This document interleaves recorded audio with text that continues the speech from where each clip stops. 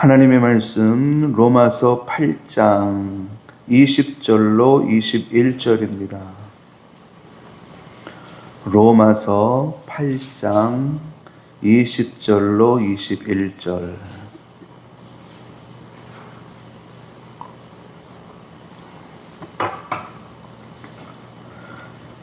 피조물이 허무한데 굴복하는 것은 자기의 뜻이 아니요 오직 굴복하게 하시는 이로 말미암음이라.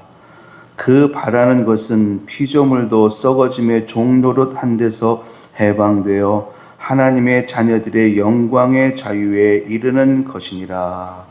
아멘. 수요일 저녁 하나님께 올라오신 여러분들을 축복합니다. 하나님께서 은혜로 갚아주실 줄로 믿습니다. 14절 말씀을 한번 보겠습니다. 14절 말씀에 보면은 무릇 하나님의 영으로 인도함을 받는 사람은 곧 하나님의 아들이라 말씀이 있습니다. 하나님의 영으로 인도를 받는 사람이 하나님의 자녀다 이렇게 말씀하고 있는데, 이 말씀을 조금 뒤집어서 이야기를 한다면은 하나님의 영으로 인도를 받지 않는 사람은 하나님의 자녀가 아니다, 하나님의 아들이 아니다 이렇게 말할 수가 있지요. 그러니까는 많은 사람들이 있지만 어떤 사람들은 하나님께서 특별히 선택하여 부르셔서 하나님의 영으로 인도하는 사람이 있는가 하면 어떤 사람은 그냥 내버려 두는 사람이 있다는 거지요. 우리 늘푸른교회 성도님들은 하나님의 영으로 인도를 받는 하나님의 자녀인 것을 여러분 믿으시기 바랍니다. 여러분들의 심령 속에는 육체가 아니고요, 여러분들의 심령 속에는 성령 하나님이 내주에 계셔요. 지금 여러분들의 심령은 심령의 성전이 되어져서 하나님이 계시고, 여러분들의 영은 그 하나님 앞에 여러분들이 하나님의 자녀인 것을 증언하고 계십니다. 자, 그런데요, 이렇게 우리가 하나님의 자녀의 신분을 가지고 세상을 살아가고 있지만 이 세상은 또 다른 피조물들이 있지요. 저 삼라만상들이 다 하나님의 피조물인데, 꽃도 하나님의 피조물이고 산의 나무도 하나님의 피조물이고, 그리고 각종 짐승들이 다 하나님의 피조물입니다. 하나님께서 이 피조물들을 만드셨을 때 후회하신 적 없어요. 만드시고 다 기뻐하셨습니다.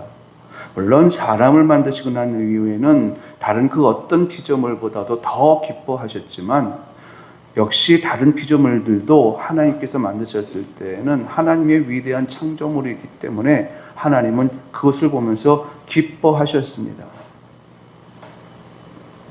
하나님이 만드신 피조물로서 하나님의 마음을 기쁨을 드렸던 그런 피조물이 어느 날 갑자기 저주를 받았습니다. 땅이 저주를 받았고요, 이 꽃들도 아름답게 피어 있지만 이 꽃들도 저주를 받았습니다. 산에 사는 짐승들도, 저 들판에 사는 짐승들도 다 모든 피조물들이 저주를 받았고 저주받은 환경 속에서 살기 시작을 했습니다. 그러다 보니까는 그들의 소원이 뭘까요? 자신들이 이렇게 저주받은 땅에서 살게 된 이유는 분명히 알고 있습니다. 그것은 하나님의 자녀들이 범죄했기 때문에, 그 죄값으로 인하여서 사람이 범죄함으로 말미암아 하나님의 다른 피조물들이 다 그 저주 속에 살게 되어진 거죠. 본인들의 어떤 의지에 의해서 저주 속에 살게 된 것이 아니라, 오늘 방금 읽었습니다마는 오직 굴복하게 하시는 이로 말미암음이라. 하나님께서 그렇게 하셨다는 거예요. 죄를 지었고, 사람이 죄를 지었고 그 죄값으로 인하여서 땅이 저주를 받았는데, 그런 환경 속에서 누가 살게 했느냐? 하나님이 그렇게 하셨다는 거예요. 그러면은 여러분, 이 피조물들이 소원을 갖는다면 어떤 소원을 가질까요? 이 꽃들이, 꽃 참 예쁘잖아요. 참 오래 가네요, 꽃이. 이 꽃이 소원을 갖는다면 어떤 소원을 가질까요? 산에 사는 짐승, 들판에 사는 짐승들이 저주를 받았다라고 그랬는데, 그 저주받은 짐승들이 소원을 갖는다면 어떤 소원을 가질까요? 19절 말씀해 보니까는요, 피조물들이 고대하는 바는, 그 사람 위에 다른 피조물이에요. 피조물들이 고대하는 바는 하나님의 아들들이 나타나는 것이니, 이게 무슨 말이냐? 하나님의 아들들이 본래 자기의 신분을 되찾아서 자기가 있어야 할 자리로 돌아오는 것이라는 거예요. 죄인의 신분에서 벗어나서 의인의 삶을 살아감으로 인하여서 이 피조물들이 그 하나님의 저주에서 벗어날 수 있기 때문에, 그래서 이 피조물들이 고대하기는 하나님의 아들들이 돌아오기를 기다린대요. 왜? 하나님께로 돌아오길 원하느냐? 그 아들들이 돌아와야만 자신들이 하나님의 저주에서 풀어지기 때문에. 그래서 21절 말씀해 보니까는요, 그 피조물들이 바라는 것은 피조물도 썩어짐의 종료를 한 데에서 해방되어 하나님의 저주에서 해방된다는 뜻이에요. 하나님의 자녀들의 영광의 자유에 이르는 것이니라. 하나님의 자녀들이 돌아와서 하나님의 축복 속에 살아가는 그 모습 속에 자신들도 들어가길 원해서, 그래서 소원을 갖는다는 거예요. 이 땅에 있는 모든 피조물들이 소원을 갖는데 어떤 소원을 갖느냐? 하나님의 저주에서 벗어나는 거예요. 자, 그렇다면은 하나님의 자녀들은 어떨까요? 하나님의 자녀들, 저와 여러분들이죠. 하나님께서 우리에게 대하여 뭐라고 말씀하셨냐면은, 하나님의 영으로 인도를 받는 너희들은 나의 자녀다, 이렇게 선언적으로 말씀하셨습니다. 그런데 아담과 하와가 한순간에 무지함으로 인하여서 범죄했고, 이제 그 에덴 동산에서 쫓겨났는데, 쫓겨난 아담과 하와 그리고 그의 후손들이 무엇을 바라겠습니까? 다른 피조물들이 하나님의 아들들이 돌아와서 자신들이 하나님의 저주에서 벗어나길 원한다고 한다면은, 하나님의 자녀들은 더 갈망하지요. 이 세상에서의 삶이 어떻습니까? 마귀의 권세가 가득한 곳이에요. 영적 전쟁이 끊이지 않는 곳이에요. 그러다 보니까는 하나님의 자녀로 선택받은 모든 사람들은 전제 조건이 있어요. 하나님의 자녀로 선택받은 모든 사람들, 세상의 모든 사람들이 아니라 하나님의 자녀로 선택받은, 즉 하나님의 영으로 인도를 받는 사람들은 그들 또한 다른 피조물 이상으로 지위가 회복되어져서 다시금 하나님의 축복 속에 살아가길 원한다는 겁니다. 그런데요, 안타깝게도 이 일은 이루어질 수가 없습니다. 왜 이런 일이 이루어질 수가 없느냐? 우리의 영이 죄로 말미암아 죽었습니다. 영이 죄로 말미암아 죽었어요. 육체는 살아 있습니다.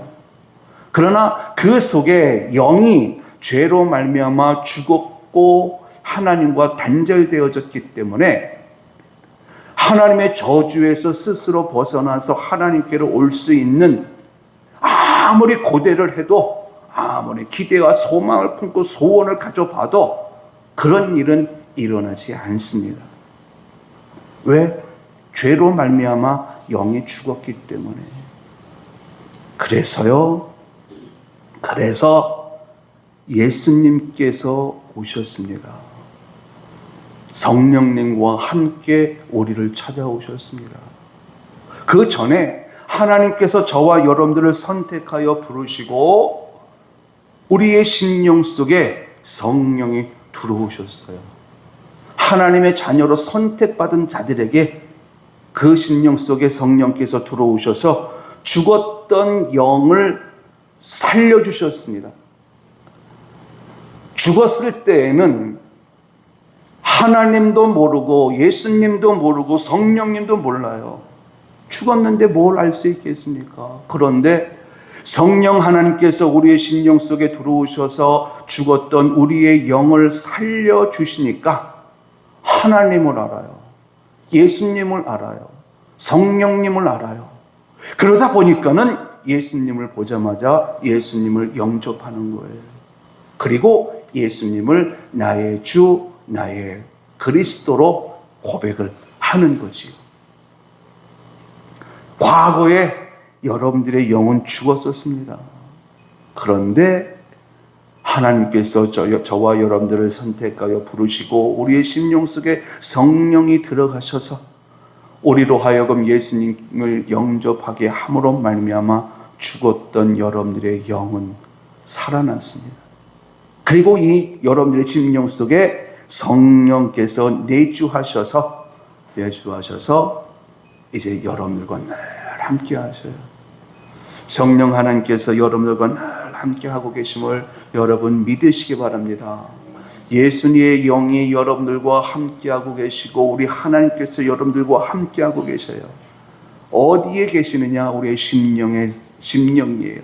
그리고 그 심령에 성전을 세워서 그곳에 내주하여 계세요. 그런데 마귀는 우리의 심령에 성전이 세워지는 것을 가장 싫어해요. 더욱이 죽었던 영이 다시 살아나서 하나님의 자녀의 신분을 회복해서 하나님의 자녀에 걸맞게끔 살아가는 것을 가장 싫어합니다. 그래서 이 사탄이 어떻게 하느냐? 우리의 육체 속에 들어와서요, 집을 지어요. 육체에 집을 짓는 거죠. 우리의 육체를 자기의 집으로 삼고 그곳에 들어와서 주인 행세를 합니다. 주인 행세. 우리의 육체를 조종합니다. 영의 생각이 있고 육체의 생각이 있거든요. 영의 마음이 있고 육의 마음이 있거든요. 이 영의 생각과 영의 마음은 성령 하나님께서 붙잡고 계시는데 이 육체는 육체의 생각과 육체의 마음은 누가 붙잡고 있느냐? 마귀가 붙잡고 있어요. 마귀가 붙잡고 있습니다. 그리고 우리의 육체를 주인처럼 조종을 해요. 그래서 우리 가운데 보면은요, 하나님의 자녀인데도 불구하고 마귀의 자녀처럼 살아가는 사람, 마귀의 말을 너무 쉽게 하고 마귀의 생각을 하면서 살아가는 사람들이 얼마나 많이 있는지 몰라요. 예수님의 제자 가운데에 가룟 유다, 그는요 처음부터 마귀니라 말씀하셨습니다. 그러니까는 그는 예수님을 믿는 사람이 아니었어요. 그럼에도 불구하고 그 가룟 유다를 예수 제자 공동체 속에 한 사람이 되게 하신 데에는 예수님이 이제 십자가에 못 박혀 죽으시는 이 일에 누군가가 쓰임을 받아야 됐거든요. 그래서 그 가룟 유다가 예수님의 12제자 가운데 들어오는 것을 허용을 했습니다. 나중에는 그가 버림을 받고 마띠아라는 제자가 그를 대신해서 들어오지요. 가룟 유다의 마음 속에요, 사탄이 들어갔습니다. 여러분들의 마음을 여러분 무릇 지킬 만한 것 가운데 가장 중요한 것이 여러분들의 마음이니 여러분 마음 관리를 잘 할 수 있길 예수님의 이름으로 당부를 드립니다. 이 마귀에게 조종받는 인생은요, 더러워요. 더러운 웅덩이 속에 빠져 허우적거린대요. 성경에 보니까는 지저분하고요. 성경에 붙잡혀 있었던 인생들을 성경에 곳곳 기록해 놨는데요, 어떤 사람은 허리가 구부러지는 현상이 나타나는 거예요. 18년 동안 조금씩 구부러져 갖고 완전히 기억자가 됐습니다. 근데 이 사람은 자기가 왜 그런지 몰라요. 그냥 늙어서 그랬는가 보다, 나이 먹어서 그런가 보다, 내가 허리병이 걸려서 이런가 보다, 이렇게 알았습니다. 그런데 그게 아니고요. 누가복음 13장에 보니까는요, 그 속에 마귀가 들어가서 그 사람의 허리를 조금씩 구부러지게 만든 거예요. 예수님께서 그 마귀를 쫓아냈지요. 그랬더니 굽어졌던 그 허리가 곧게 펴지는 거예요. 또 어떤 사람은요, 성전 안에 들어와 있었던 사람들인데요, 사람들은 몰라요. 찬양하고 기도하고 말씀을 듣고 아멘하고 막 이러겠지요. 오늘날의 분위기로 말씀을 드린다면. 그런데 예수님께서 회당에 들어가서 보니까는요, 그 성도들 사이에 귀신 들린 사람이 있는 거예요. 멀쩡해요. 똑같이 찬양도 하고요, 똑같이 기도도 해요. 그런데 멀쩡해요. 예수님이 그 사람들을 향해서 명령을 했습니다. 사람들에게 한 것이 아니라 귀신에게 한 거죠. 그랬더니 멀쩡하게 서 있던 사람들이 갑자기 뒤로 넘어지는 거예요. 사람들은 다친 줄 알았지요. 그랬더니 성경에 보니까는요, 하나도 다친 데가 없대요. 갖고 있는 것만 뜻하는 것이 아니고요, 정말 우리가 들어야 될 말씀들이 있습니다. 우리가 정말 봐야 될 것이 있고요, 입술로 선포해야 될 것들이 있는데, 이 마귀가 우리의 입술을 꽉 붙잡고 있거나 아니면 우리의 귀를 막고 있거나 우리의 눈을 가리고 있어서 보아야 할 것을 보지 못하는 사람들이 있습니다. 듣지 못하는 사람들이 있고요, 말하지 못하는 사람들이 있습니다. 이런 사람들이 왜 성경에 기록되어져 있는가? 마귀에게 붙잡혀 있음을 보여주는 거예요. 또 어떤 사람은요, 멀쩡한데 하나님을 대적해요. 하나님을 대적해요. 예전에 어떤 분이 이런 말을 했어요. 우리 늘 부르는 게 없애버리겠대요. 이 말을 듣는 순간 제가 그랬습니다. 집사님, 굉장히 무서운 말씀인데 그 말에 대한 책임을 하나님께서 물으시면 어떻게 하려고 그런 말씀을 하십니까? 그랬더니요, 이분이 성경에 있는 말을 그대로 인용해서 하더라고요. 나와 내 자녀들이 받겠습니다 라고 그러더라고요. 만약에 내가 잘못돼서 잘못된 행동을 하고 있는 거라면은 늘 푸른 교회가 없어지는 것으로 인하여서 죄값을 하나님께서 물으신다면 나와 내 자녀들이 받겠습니다. 그러면서 당신은 모르고 이렇게 이상한 말들을 막 하더라고요. 하나님을 대적하는 모습들은요, 우리가 조금만 생각하면은 알 수 있어요. 이게 성령이 그렇게 행동하게 하실까요? 그렇지 않잖아요. 이렇게 사탄이 우리 속에 들어와서 우리의 그 죄성에 있는 본성과 딱 연합이 되어지면은요, 우리는 그 순간부터 마귀의 도구가 되어 살아가게끔 되어져 있습니다. 그래서 내가 하나님의 자녀일지라도, 하나님으로부터 선택받는 하나님의 자녀일지라도 하나님의 축복 속에서 멀어진 삶을 살게 되는 거예요. 그래서 우리의 심령 속에 내주에 계신 성령께서 우리에게 뭐라고 말씀하시느냐? 계속해서 우리에게 촉구해요. 너희들의 육체를 억어해서 하나님의 말씀에 쳐서 복종하라. 하나님의 말씀을 붙잡는 삶, 그 삶을 살아야만 내 육체를 휘어잡고 있는 어둠의 세력들과 싸워서 이길 수 있다는 거예요. 사도 바울이 그래요. 하나님의 말씀에 내 육체를 쳐서 내가 그 말씀에 복종하기 위해서 힘쓴다, 이렇게 말씀을 하고 있습니다. 여러분, 우리의 영은 살았습니다. 예수 그리스도를 영접함으로 말미암아 우리의 영은 살았는데, 문제는 우리의 육체예요. 우리의 육체는 지금 광야길을 살고 있거든요. 이 광야에서 우리의 육체는 어떤 때는 하나님의 은혜를 체험하다가 어떤 때는 마귀에게 이끌려서 마귀 짓을 하다가 이런 일들이 번갈아게 일어나고 있어요. 결코 이것을 원치 않는 바이죠. 이런 상태로서는 우리가 가나안에 들어갈 수가 없는 겁니다. 그러면 우리가 어떻게 해야 될까? 여러분, 성령이 이끄시는 대로 살 것을 다짐하고 결단하는 여러분들이 되시기 바랍니다. 성령이 이끄는 대로 사는 것은 다른 것 없어요. 말씀이에요. 말씀. 하나님의 말씀.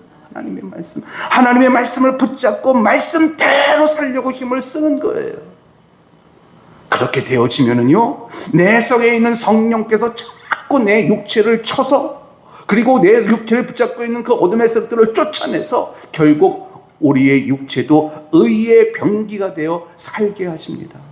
그래서 하나님을 찬양하는데, 하나님께 영광을 돌리는 일에 적극적으로 나서서 하게 하고, 그래서 나도 모르는 사이에 성령의 9가지 열매를 맺는 삶을 살게 하십니다.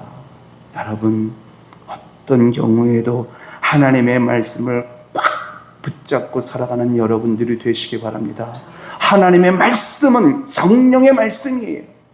하나님의 말씀을 붙잡을 때에 내 속에 있는 성령께서 내 생각을, 영의 생각을 움직여서 생명을 얻게 하십니다. 그러므로 내 생각에 2가지 생각이 올라올 수 있어요. 이것을 해야 될까? 저것을 해야 될까? 먹을까 말까? 할까 말까? 이때 기준은 하나님의 말씀이에요. 하나님의 말씀을 삶의 기준으로 삼기만 한다면 여러분들 속에서 역사하려고 하는 그 마귀를 쫓아낼 수 있고, 성령의 이끌림을 받아서 성령의 열매를 맺으며 살아갈 수가 있습니다. 그러므로 우리 늘 푸른교회 성도님들, 제가 요즘은 말씀을 매일같이 보내지 않아요. 그런데 말씀을 제가 보낼 때면 여러분 그 말씀을 꼭 읽고 내가 설명을 쭉 붙이거든요. 그러면 그대로 읽고 마지막에 예수님의 이름으로 기도합니다. 아멘 하시면 돼요. 하나님의 말씀을 붙잡는 삶, 또 말씀으로 말미암아 어둠의 세력들과 싸워서 이기는 기쁨, 이런 삶의 기쁨이 여러분들에게 있어서 날마다 성령의 이끌림을 받는 여러분들이 될 수 있길 예수님의 이름으로 축원합니다.